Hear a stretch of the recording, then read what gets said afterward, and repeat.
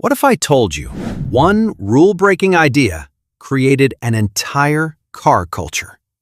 Back in 1964, inside General Motors, strict rules were in place. No big engines in small cars. But one young engineer, John DeLorean, saw an opportunity hidden inside those limits. Instead of following the rules, he bent them. DeLorean and his team at Pontiac quietly took a mid-size car, the Pontiac Tempest, and did something bold. They dropped in a massive 389 cubic inch V8 engine.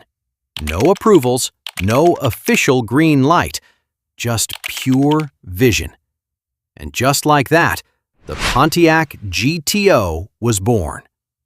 This wasn't just a car, it was a beast. 325 to 348 horsepower, 428 pound-force feet, 0 to 60 in just 6.6 seconds. For around $2,800, you could own a machine that felt raw, loud, and slightly dangerous. And people loved it. Teenagers rushed to dealerships, insurance companies panicked, and suddenly, rivals like Ford, Chevy, and Dodge realized they were behind. The GTO didn't just start a market, it started the muscle car era. And it all began with breaking the rules.